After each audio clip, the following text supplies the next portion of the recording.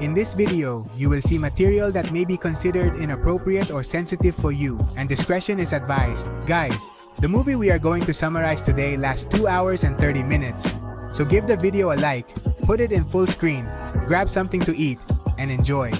The movie is going to be divided into different chapters, and we start with chapter 1, where Jack is driving in his normal car and comes across a stranded lady on the road. The lady has a jack, the tool, but the tool is broken, so she asks Jack to help her. Jack tells her that he has a friend who can fix the jack, so he is going to take her to him. As they are on the road, the lady starts talking about serial killers, even telling Jack that he looks like one, supposedly because of the van. She also tells Jack that if he wants to kill her, the best way would be to hide her in the forest, since the police wouldn't look for her there. She is literally giving him ideas to murder her. She says that to defend herself, she would probably hit him with the jack she has, which would surely hurt him quite a bit in the head. Jack literally just ignores her and continues on his way. They arrive at Jack's friend's place, and he fixes the tool for him. Now they return to the car where the lady is. When Jack tries to lift the car with the jack breaks again. He says that he is leaving and will leave the lady there, but she keeps insisting that he take her back to where the friend is. He was on his way back to Jack's friend, but the lady tells Jack that she doesn't think he is a serial killer, as he doesn't have the guts to do it. Jack slams the brakes on the car, grabs the jack, and delivers a serious blow to her head, leaving her literally stiff. Jack disfigured her face with repeated blows from the jack. During all this time, Jack keeps talking about art and things like that. Jack has a refrigerator, and it is there where Jack will take all the corpses. After hiding the lady's corpse in the refrigerator, he went and hid the lady's car in a forest so that no one could find it. The advantage here is that he hid it at a border, so the police wouldn't even look over there to search for the car. Now follows chapter 2 or incident 2. As he is observing a lady for a good while, he follows her to see where the lady is going. The lady arrives at her house in 2021, and sometime later Jack approaches her house. He arrives with the excuse that he is a police officer, insisting that she let him in without giving a justification, to which she obviously refuses, as he starts giving her unbelievable excuses to let him in while just looking at her face. Jack realizes that the lady lives alone, as her husband died 6 months ago. Now Jack tells the lady that he is not really a police officer, but an insurance agent instead, and he also tells her that he can increase her pension. As a result, the lady makes the grave mistake of trusting him and letting him pass, all so that he supposedly raises her pension. While inside, the lady was going to get a cup of coffee for Jack, but he attacks her from behind and throws her to the ground. Now on the floor, he starts to choke her. The lady was left agonizing on the ground. Jack searches for a knife and puts it to her chest. Now he proceeds to stab her with it, all for wanting a raise in her pension. After killing the lady, Jack proceeds to take a photo of the corpse. He always takes photos of corpses. Then he wraps her in paper to take her to the refrigerator. An important thing is that Jack has a tremendous obsession with cleanliness. Everything has to be spotless. He was in his car about to leave with the corpse, but she starts to imagine places where the lady's blood could have spilled, all to go back into the house and clean it. He enters and checks the places where he imagined there might be blood, but no, there is nothing.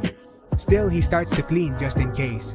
He returns to his car, but while there, he imagines the places where blood could have been left, so he goes back to the house to keep cleaning. He does this several times and takes so long that when he finally leaves the house, he realizes there are police sirens in the area, and when he looks, there are some police officers nearby. Upon seeing that the police patrol is approaching his car, he decides to take the corpse of the lady out and hide it in the forest. The police officer gets out of the patrol car and approaches him, asking him to let him check his van. Jack opens the doors of the van, and everything inside is spotless. The police are patrolling nearby because there was a robbery further down. Unnecessarily and almost incriminating himself, Jack tells the police that the lady who lives in that house has disappeared. Her name was Claire. Jack tells the police that he has been parked in the van for about 2 hours waiting for her, but she doesn't come out. Jack also tells the police that he used to be an old friend of Claire's late husband, adding that Claire was going to give some of her husband's things to Jack, but she didn't invite him in, as no one would let a strange guy into their house. Jack tells the police that he has knocked on the door several times, but Claire does not come out. The police officer tells Jack to stay there while he goes to check the house. The police officer was knocking on the door while calling for Claire, to which Jack suggests that maybe the door is open. The police officer pushes the door, and if it is open, Jack is literally giving himself away. While the police officer was searching the house for Claire, Jack entered and started to check things, making sure that no trace was left behind. Jack and the police officer start to argue. Jack tells the officer that they should search the house with a magnifying glass. Literally, the guy is bragging that his work is well done. Jack leaves the house and the police officer stays inside. He takes advantage of this and ties the lady's corpse to the van. He then proceeds to leave while dragging the corpse. The corpse was leaving a trail of blood all over the road, but miraculously it starts to rain, and the rain washes away all traces of blood that were still fresh. Jack arrived at the refrigerator with her corpse, but when he turns it over, he realizes that the lady's face has disintegrated, all from dragging her along the road. Jack is a psychopath, and he is narrating everything he did to a person. Now Jack was with a lady whom I don't know if she was his partner or what, but they were kissing and touching. Out of nowhere, he starts to choke her, even to the point of strangling her, and then proceeds to take the corpse to his refrigerator. Once this was done, he starts reviewing the photos he took of the corpse, but he didn't like them, so he took the corpse out of his refrigerator and brought it back to the place where he killed the lady to take more photos. The corpse was obviously frozen as he drove to the location where he killed the lady, but while he was driving, he came across another lady walking alone on the road in low light, and he decided to turn around and proceeded to run over the lady. Now Jack has 2 corpses in his van, and he takes them to take pictures. This is how the photos Jack took turned out. This evil is literally scary. Now let's move on to the third incident. This is the family incident. Jack was with his partner and their 2 children in the hunting field. Jack starts to teach one of his sons about hunting, telling him how to shoot and where he needs to shoot an animal to kill it, depending on the size of the animal. Jack goes from teaching his family how to hunt to hunting them. He literally starts hunting his family. We see how the mother and her 2 children are hiding from him while he shoots at them with a sniper. One of the children runs out, and Jack shoots him in the leg, then finishes him off with a shot to the chest. The mother runs out crying for her son, and the other child is peeking out. Jack gives him a serious headshot.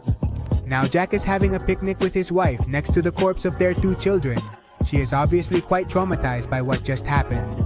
After the picnic, Jack starts counting his wife. He has to run because he is going to hunt her down too. She simply walks away, to which Jack shoots her. Now having her on the ground, he finishes her off. Finally, this psychopath boasts about his wife and 2 children as if they were a hunting trophy. After doing that to his family, he took him to the refrigerator. One of the 2 children was a grump, so Jack drew a smile on his corpse. We are at the 4th incident. This is Jack in love. He tells us that he fell in love with a very pretty girl, and she was also in love with him. So Jack went to visit her with some crutches, and they start drinking and having a good time. While they are there drinking, Jack tells her that he has killed 60 people, that he is a serial killer, and she just laughs, obviously not believing him. Does she tell him that he is weird, and he asks why? For having killed 61 people, but he had previously said 60. If she is his next victim. Jack looks for a marker and starts to draw a circle on the girl's breasts. She tells him that he is a weird jerk and leaves. She runs to a police officer named 2009 and tells him that her friend confessed to having killed more than 60 people. The police officer asks the girl if she has been drinking, to which she replies yes. Jack arrives and tells the officer that everything she said is true, that he has killed more than 60 people, boasting about being a serial killer. The officer just tells them that they are a couple of drunks and to go back to their apartment. They return to the apartment. The girl tries to make a call but realizes that the phone is disconnected. Then she goes to open the door but notices that it is locked. Jack is behind her. The girl starts screaming for help, and Jack helps her. He also begins to scream for help. At that moment, the girl realizes that there is no one around who can help her. The girl leans out the window and realizes that the police officer who was there has already left. Jack stuffs a rag in the girl's mouth and then ties her to a chair. Jack grabs 1,000 knives and starts cutting the girl's breasts. We can only hear her agonizing screams. As I said before, Jack is telling someone everything he did, and that person asks Jack if he only killed women, but he says no, he has also killed men. The stories he has told so far have been random. He says it is easier to work with women since they cooperate more. Jack made a small wallet, or purse as they call it, with one of the girl's breasts. Let's go to the fifth incident. Jack had a person kidnapped in his van and had them handcuffed. He puts the person in his refrigerator, but we realize that he is not the only one. There are many more in there, all tied up and still alive.